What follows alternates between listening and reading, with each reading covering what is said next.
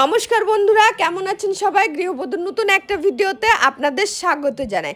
আজকে সকাল থেকেই ভাবছিলাম কি রান্না করব, বুঝতে পারছিলাম না। কেন কি একে সোমবার, দ্বিতীয় কালী পুজোর দিন, আজকে তো বাড়িতে নিরামিষ রান্না করতেই হবে।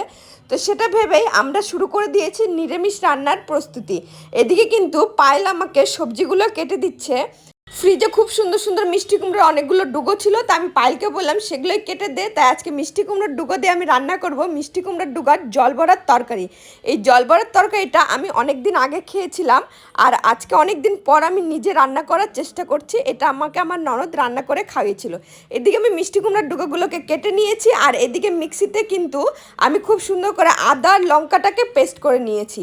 আর আলুগুলোকে এইভাবে লম্বা লম্বা করে কেটে নিয়ে কড়াইয়ে তেল দিয়ে 5 ফোড়ন দিয়ে লঙ্কা আর আদা বাটাটা দিয়ে দিয়েছি। সেটা একটু কষে আসতেই আলুগুলোও দিয়ে দিয়েছি। আলুগুলো একটু ভাজা ভাজা হতেই আমি কিন্তু মিষ্টি কুমড়ার ডুগোগুলোকেও দিয়ে দিলাম। সেটা দেওয়ার পর আমি লবণ, হলুদ সব কিছু দিয়ে এটাকে ভালো করে নাড়াচাড়া দিয়ে নেব। নাড়াচাড়া দিয়ে নিয়ে এদিকে মিক্সিতে যে আমি ডালটা ভিজিয়ে রেখেছিলাম, সেই ডালটার মধ্যে লঙ্কা আর একটু লবণ দিয়ে এটাকে পেস্ট করে নিব বড়াটা রেডি করার জন্য।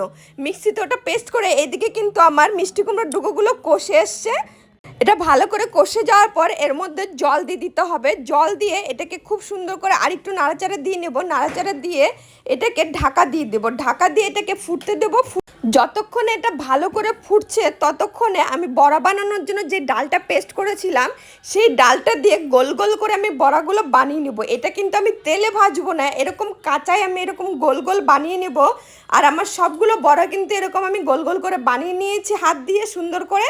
আর এই দিকে কিন্তু যতক্ষণে বড়া বানাচ্ছিলাম ততক্ষণে কিন্তু আমার মিষ্টি কুমড়োর ডুগার যে ঝোলটা, সেটা কিন্তু অনেকটা ভালো মতো ফুটে গেছে। এবার ভালো মতো ফুটে যাওয়ার পর আমি যে কাঁচা ডালের বড়াটা বানিয়ে রেখেছিলাম, সেটাই কিন্তু আমি তরকারির মধ্যে দিয়ে দিয়েছি। তরকারিতে দিয়ে দেওয়ার পর আরেকটু টাইম ঢেকে দিতে হবে, আর গ্যাসটাকে একটু সিম করে দিতে হবে। একটু টাইম ফোটার পর ঢাকনা খুলে নেওয়ার পর আমার কিন্তু জল বড়ার তরকারি অলরেডি রেডি হয়ে গেছে। বড়াগুলো সেদ্ধ হয়ে গেছে আর সবজিগুলো আমার কিন্তু সেদ্ধ হয়ে গেছে। আর লাস্টে আমি কিন্তু একটু জিরের গুঁড়ো দিয়ে একটু ভালো করে নাড়াচাড়া দিয়ে নেবো। নাড়াচাড়া দিয়ে নামিয়ে নেবো। এইভাবে আমার কিন্তু জল বড়ার তরকারি রেডি। আর এইদিকে যেহেতু সোমবার ছিল, সেজন্য আমার কিন্তু নিরামিষ তরকারির মধ্যে আমি সয়াবিনের তরকারি রান্না করেছি। সয়াবিনের তরকারির সাথে আমি কিন্তু জলপাইয়ের চাটনিও করেছি। তাই জল বড়ার তরকারি আর জলপাইয়ের চাটনি আর সয়াবিনের তরকারি, তার সাথে পটল ভাজা আর আলু করলা ভাজা, আর তার সাথে মিষ্টি দিয়ে আমি কিন্তু সোমবারের কালী পুজোর দিনের নিরামিষ রান্নাটা খুব ভালো মতো শেষ করেছি। আপনাদের কালী পুজোর অনেক অনেক শুভেচ্ছা। সবাই ভালো থাকবেন, সুস্থ থাকবেন। আজকের মতো ভিডিও এইটুকুই। দেখা হবে নতুন কোনো ভিডিওতে। আমার যদি রেসিপিটা ভালো লেগে থাকে অবশ্যই